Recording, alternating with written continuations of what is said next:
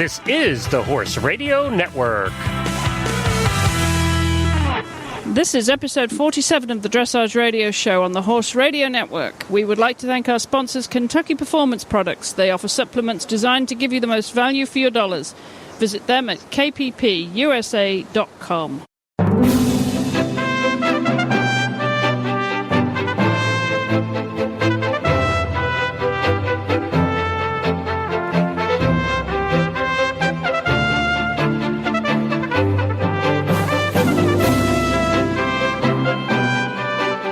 This is Chris Stafford in Lexington, Kentucky. And I'm Heather Blitz in Wellington, Florida, and you're listening to the Dressage Radio Show. Hi, Heather.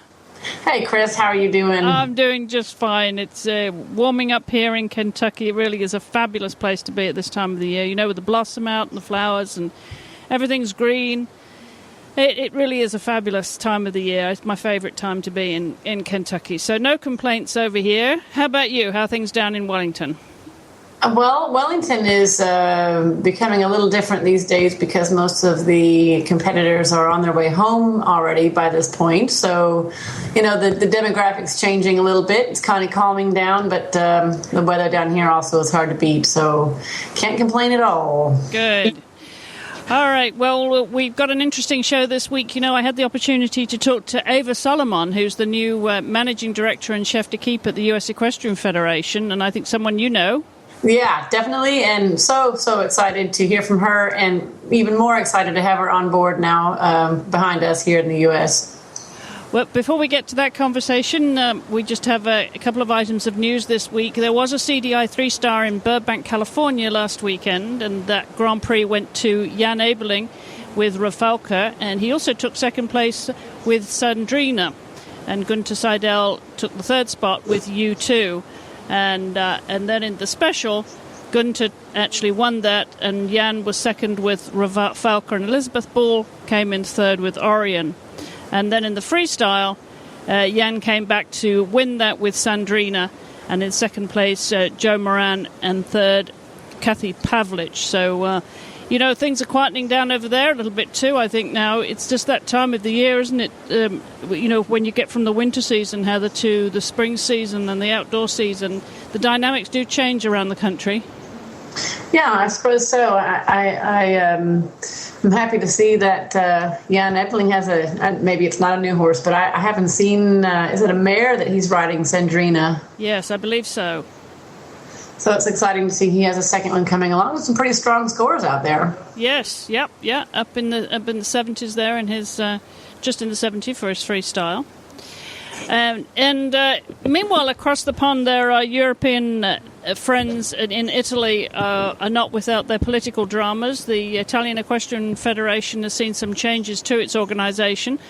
A new board of directors has been elected to FISE, F-I-S-E, that's International Equestrian Federation, on February the 27th this year. And the president, Andrea Pogros, at the same time hired Britain's David Holmes, who you may remember was the sports director at the FEI recently. Well, he now has taken up a position as the FISE sports director.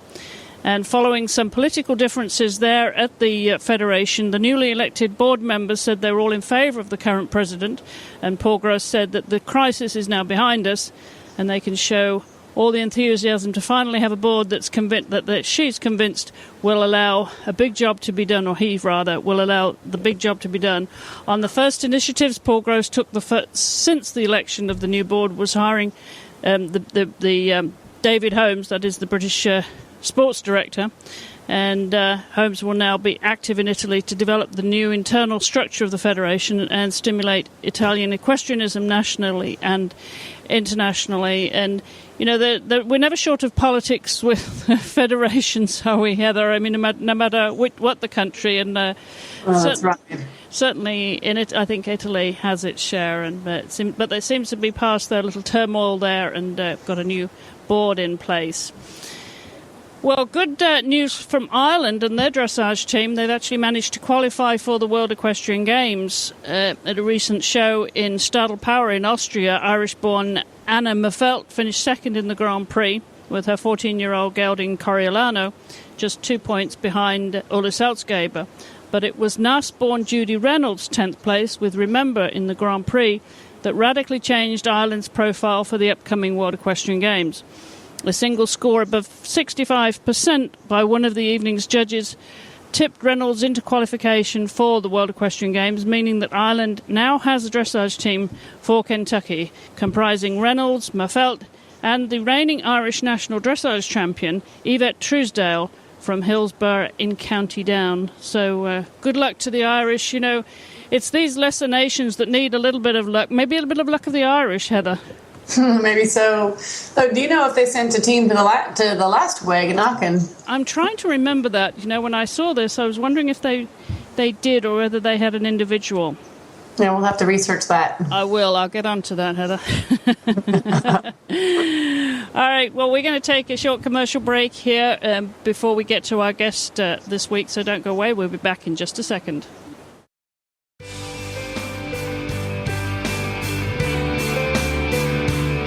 Glenn the Geek here, and we get many emails every week from people who really like the shows, and they ask how they can help support the Horse Radio Network.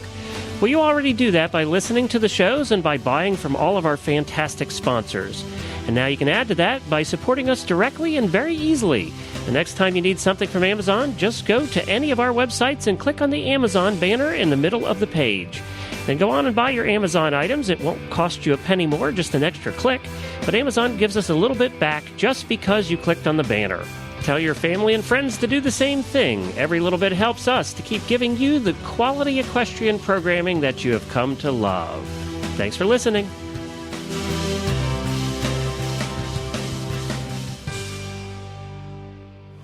Well, thank our sponsors that make this show possible, and we're looking forward to talking to Eva Salomon this week, Heather. As you know, she recently took up her position as Managing Director and Chef de Keep of the U.S. Equestrian Federation. Quite a task to take on it as we come into a championship year for the first time to have the games outside of Europe as well. Yeah, but nobody better than Eva. I know she's totally capable of the job, so let's hear what she's got to say.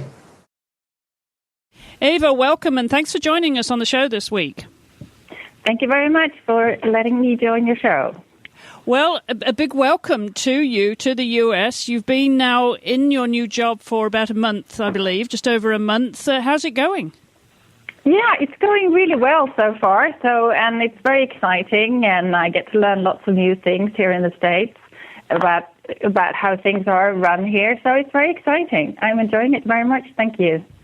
Well, as we said in the introduction, you're the Managing Director and Chef de Keep for Dressage here in the US at a time when, obviously, very critical time in terms of the evolution of the sport, since we are hosting the world in just a few short months' time here at the World Equestrian Games. Do you feel that kind of added pressure coming into a position like this, Eva, that, you know, to deliver, you know, even medals when... You know, that must be, you know, an extra pressure to you, even as experienced as you are. Do you feel that? Well, when it comes to the pressure, I don't really feel that pressure. I mean, I already have a pressure of doing a good job, obviously, but I think that I'm comfortable enough in my position as what I'm doing, and I will try to deliver my best. But ultimately, it's up to the horses and riders, and it's my job to support them as much as I can, and to give them as good as conditions as they can ever have. So, and I think that's what we're striving for. Well, of course, there's a lot of moving parts, as you say, with horses and riders, and your job is defined as Managing Director and Chef de Keep. So let's describe to the audience, if you would, Eva, what exactly that role involves.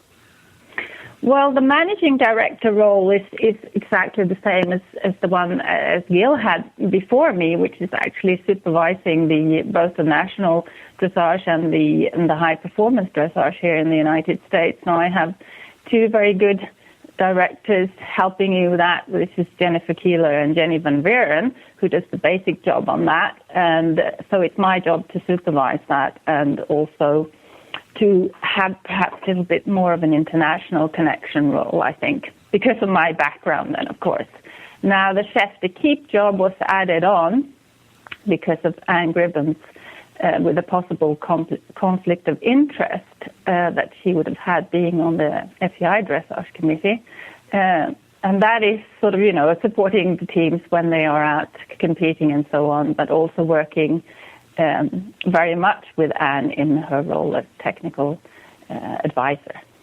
Well, you mentioned your background, and I'd like to just expand on that a little bit, Eva. Of course, you were involved with the FEI, worked for the International Equestrian Federation, and for your Swedish federation. Tell our listeners a little bit about your background, and obviously it's a very strong international background, and how you came to this position.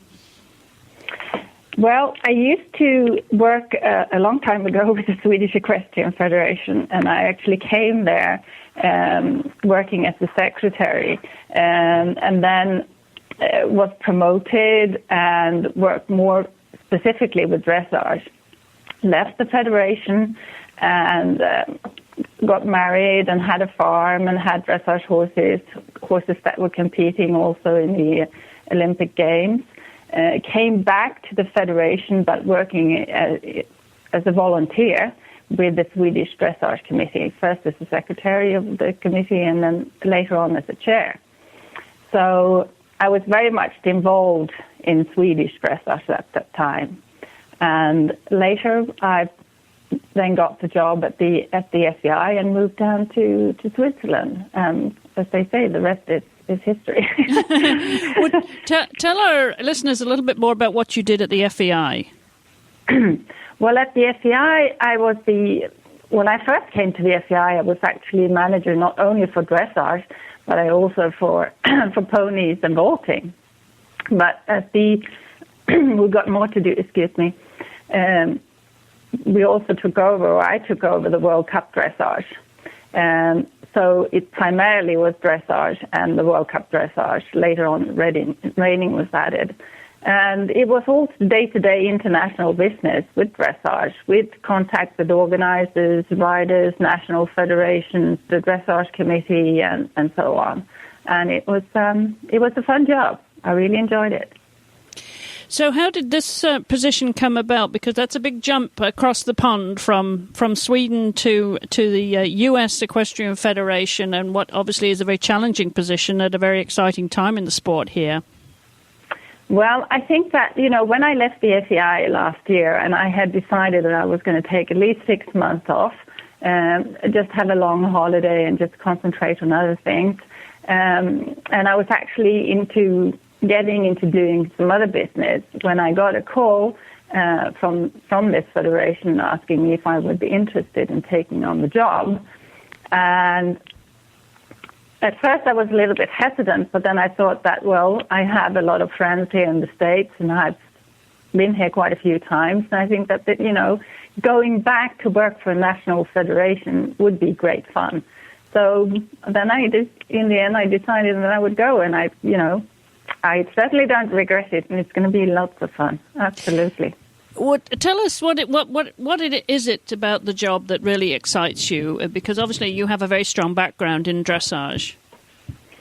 Well, I think that the United States has such great potential in dressage. I mean, it's such a huge country, and there's such a lot of people striving, to be the best here in this country. I mean, I think that what a lot of people, especially in Europe, don't realize is the size of it and how challenging it is to get everything together. Now, Anne, when she came on as the technical advisor, she's putting together a really great program that is starting from ponies all the way up for youth, juniors, young riders, and also for the seniors. And I think this will really help to build dressage, to get a really good foundation in the United States, and that will bring the United States to one of the pole positions. Absolutely. It's going to take some years, but I'm sure it's going to get there. And that, I think, is something that is so exciting to be part of that. And I'm really looking forward to doing it. Well, of course, Anne Gribbons, the technical advisor for the USEF Dressage, was our guest on episode 41 of the Dressage Radio Show and shared her enthusiasm and passion for not only the sport, but the excitement that she feels with the potential combinations that are out there, Ava. Is that something that you've felt already from your short time here going around the country? Yeah, absolutely. I mean, the little I've seen, it's really exciting, and I'm sure you know a lot of people have been saying when I first came here, they said, well, it's going to be really tough this year, and we don't know what's going to happen, so it's not the best year for us. But looking at the scores of some of the riders and knowing that a lot can happen, I mean, a lot can happen until we get to August and the selection trials, and a lot can happen between the selection trials and the WEG. So I'm just saying that you just wait and see what can happen. Well, obviously, you've had a look around the country. You've been down to Florida. You've been across to California, I believe, already, and up to Gladstone. What have you been your impressions so far of what you've seen here of the sport? Well, unfortunately, I haven't had time to go to California yet. So I'm going there by the end of the month. Okay. But I've been down to Florida, and yes, I am very impressed with what I've seen so far. And well, I've already seen it earlier when I've been here as the FCI director. But I think, as I said, that there's a lot of good riders out there, and they just need to get the time and to get everything together, and they'll be really at the top. I'm sure about that. And there's a great atmosphere here. I think it's very, positive and enthusiastic atmosphere that prevails. Well, I was just going to say that obviously you've been deeply embedded in the European dressage scene for many years now. What do you see as the difference over here on this side of the pond? Well, the main difference is the huge distances, really. I don't really see any other difference.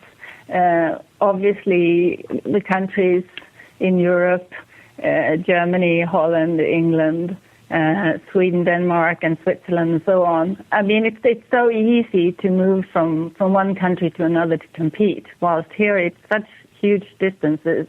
And that, of course, is prohibitive in some way, that it is difficult for the riders to compete in the same way as we do in Europe. So, for sure, that is the main difference, I would say. And what about the horses here, Ava? Of course, we relied so much on importing horses in the past, but now we've developed through some, very, very keen and enthusiastic breeders have established bloodlines in this country. What do you see as the difference of the horses? Is there much difference in the type of animal that we are breeding here? I'm not talking about the imports now, but the horses that we're bringing up from grassroots in this country. Well, from what I have seen, there's no real difference at all. I think that the American-bred dressage horses, if they're not already on par with the Europeans, they will shortly be. So I don't really see that as I see it as a very positive thing that the United States will ride their own homebred horses because they're great horses. Yeah, well, it certainly is exciting seeing how many horses are coming to the fore that that were bred here, as I say, by some prominent breeders who have established a sound foundation of bloodstock in this country, which is very exciting for us because we in the past, of course, have depended so much on imports. Yes, no, I think that's great, absolutely, and it's fantastic that they've been able to do this job. Well, it gives us the pool of horses that we need, obviously, if we're going to compete on the world stage. And one of our main targets, obviously, is the World Equestrian Games, which is just a few short months away here in the Kentucky Horse Park. Tell us a little bit about your schedule between now and then, because it has to be a very busy year for you, Ava. Of all the years to start your job, you chose this one. Yeah, that's right. Well, I will be, as I said, I will be traveling to some events. I'm going to California at the end of April, and then I will be attending some of the clinics that are being held here, either by Debbie McDonald or Kira Kirkland or Martin Thompson. Well, he will be coming. And then I will also try to go to some of the events here to see more of the riders when they're out there. So that will be, and hopefully also be attending some events in Europe, depending on what riders we have. That will be starting there before August.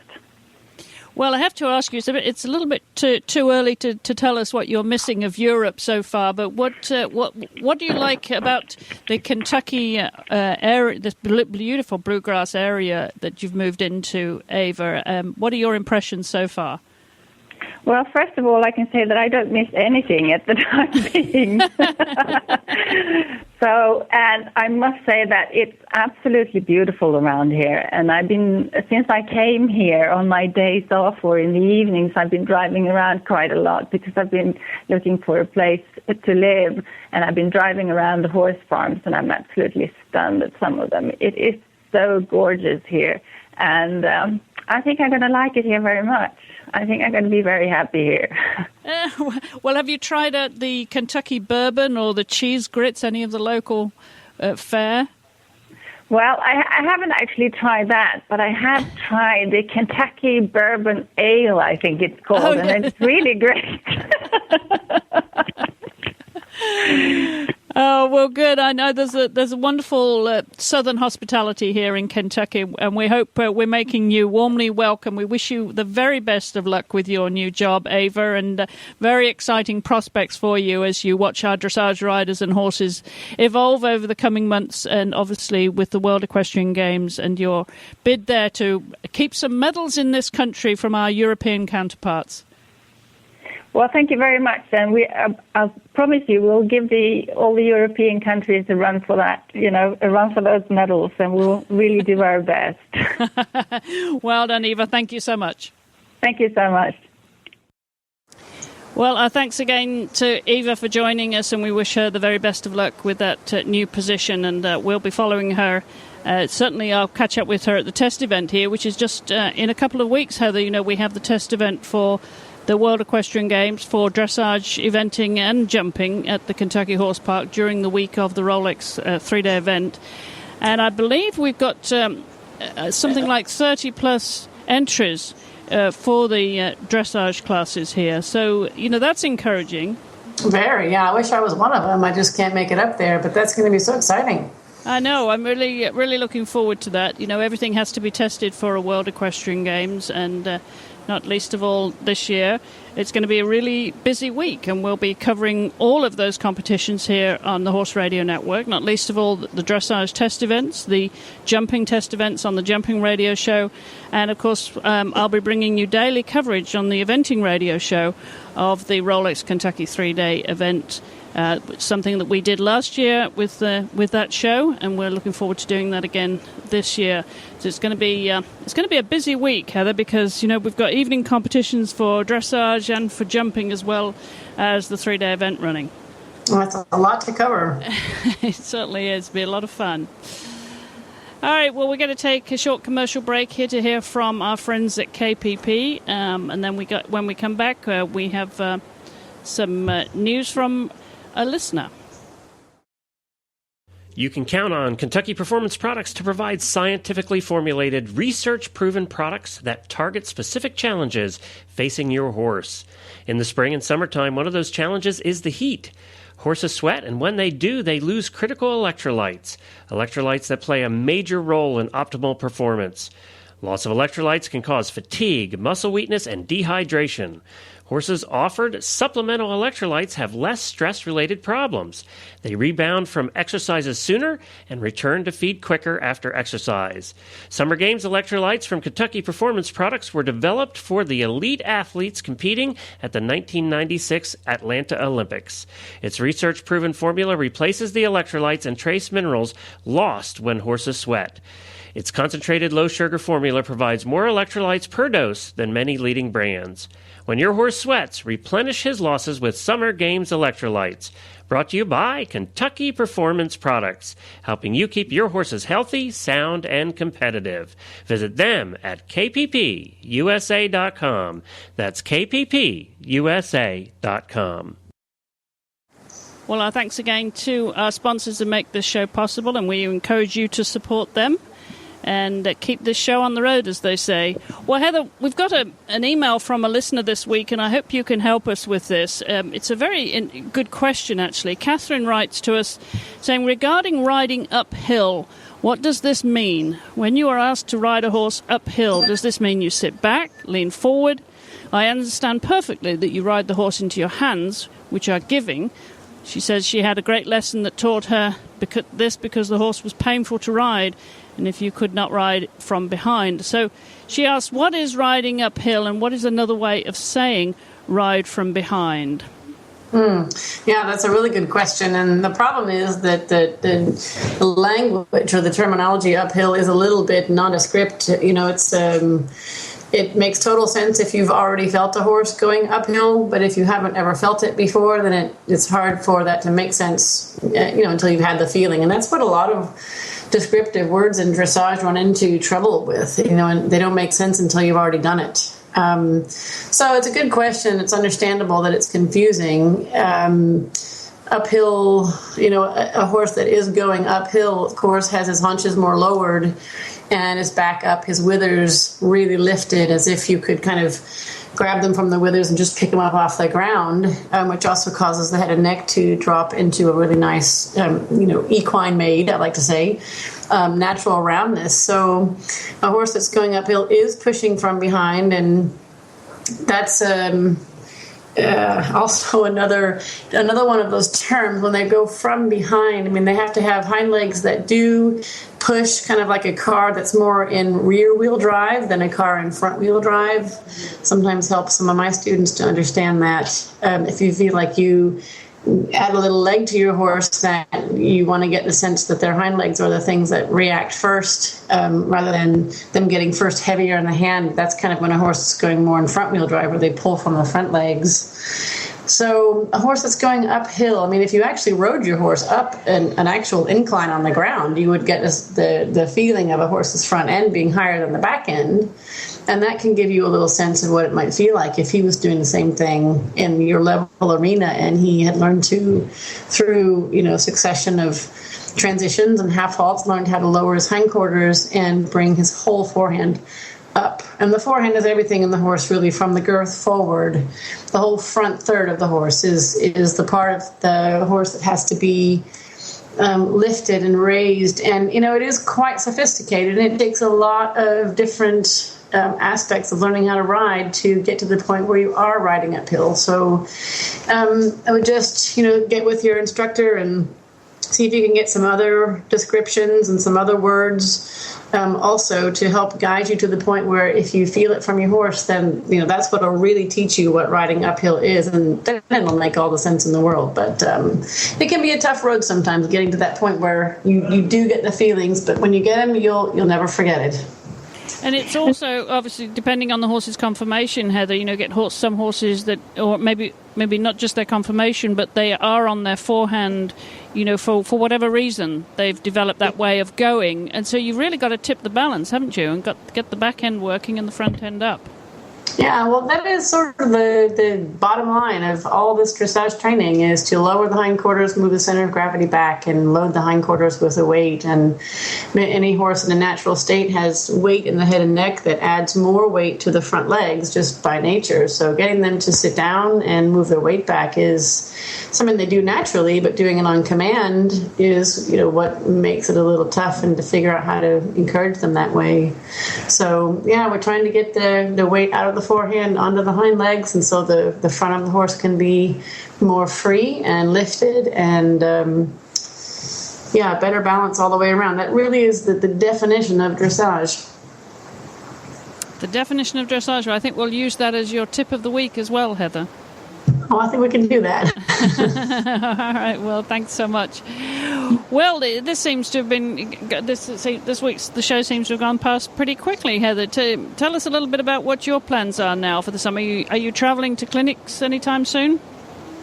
I will be doing some clinics this summer, and just in various parts of the state so far. I'm maybe going to look into scheduling something in Europe also, maybe sort of Scandinavia area. And still trying to figure out what we do for the summer months as far as where we're going to kind of plant ourselves. It might get a little hot for me down here in Florida, so looking into some more northern latitudes where we can survive the summer. Well, of course, we couldn't let this show go past without asking about Paragon. You know, we used to have his diary here, so we look forward to the updates. How's he doing? Well, Paragon is doing really well. He's having a great spring. The shows are off pressure, no pressure for showing right now because I don't have any plans to do that for a few months. And I'm letting him have some fun time. I actually gave my boyfriend a lesson on him. It was quite fun. He thought that was great too. But we're just doing a little hard work maybe for 10 minutes a day or so right now, and a lot of fun and hacking out and just a little downtime. The season was a little intense, and he had the trip all the way over from Europe, and I think it's time for him just to settle and have fun, and then we'll maybe do some more intense stuff starting up kind of next month sometime. So a little spring vacation for Paragon. Yeah. Well, good for him. And I know he's awfully popular on Facebook, isn't he? He created his own fan page. I'm just amazed. Yes, he is. He has quite a few fans, and he likes to clickety-clack on his little keyboard in his stall every now and then. So I'm going to have to get on him, though. I think he's lacking a bit on his posts. I'll have him. Oh, is he? Yeah, put some more posts up. But he's got a fan page. Just you can search Paragon on Facebook. Well, maybe it'd be easier for him if you bought him an iPad that you could put in the store. He would love that. He was asking me for one. He wants to wait for the one with a 3G network, though. So that's the end of it, right? Well, I figured it would be a lot easier for him to have that touch screen rather than fiddling with the keyboards all the time. That's true. That's a really great point. He can just use his little nostrils to do it. Yeah. Well, there are horses that paint. You know that, don't you? I mean, there are horses that put a paintbrush in their mouth and they do this kind of therapy painting. Wow, I bet those are great. So if you think Paragon has got some keyboard skills and computer skills already, he may want to be developing his artistic side as well. We're going to make a monster out of him. Well, you've always said he's a bit of a ham, right? He is, and he's quite multi-talented. Oh, well, absolutely. Well, we look forward to him coming back on when he's ready. Meanwhile, have a great spring with him, Heather. It sounds like a lot of fun, and I hope you'll come back in a few weeks' time and bring us up to date. I'll definitely do that. All right. Well, I want to remind everybody that you can reach us, of course, at chris@horseradionetwork.com if you have any questions or suggestions for Heather or any queries about tips for the week, too. Chris@horseradionetwork.com, or you can leave a voicemail if you prefer at 270-803-0025. Don't forget, just like Paragon, we've got a fan page on Facebook, and you can also follow us on Twitter at Horse Radio or Chris E. Stafford. All our show notes and links are always on our website too with each episode, and we'll tweet away when those episodes are ready, when they're posted. And don't forget to support our sponsors as well who make this show possible. I want to thank our editor Brian and Glenn for making us sound good every week. And don't forget to check out the other shows on the Horse Radio Network, not least of all the new Jumping Radio show, which I co-host with Pamela Young. We're out of the starting gate with that, and we have some great guests every week. So check that out at jumpingradio.com. And also the World Equestrian Games 2010 radio show, which is hosted by Glenn and Samantha. Check them out. They bring you updates on what's happening in the lead up to the World Equestrian Games later in this year. All that and more on the Horse Radio Network, so don't forget to check out our other shows. Well, Heather, I want to thank you for being here in the co-host seat again this week. Well, you're very welcome. I have a joke for you. Oh, you... Okay. And before we go, I have to ask you, why do you think that a chicken coop only has 2 doors? Why does a chicken coop only have 2 doors? Well, if it had 4 doors, do you know? I think I know, but go ahead. Well, I'll tell you, if it had 4 doors, it would be a chicken sedan. It would be a chicken sedan, yes. Okay, so that's my joke for the week. We will remember you now until the next. Now you've set a precedent, and you'll have to provide a joke every time you're on the show. Oh boy, okay, you're in for it now. All right, well, again, thanks so much for joining us, Heather. I appreciate it. I'll be back here in the seat with another co-host next week, and as ever, same time, same place. So until then... Thanks for listening, everybody, and mind your writing.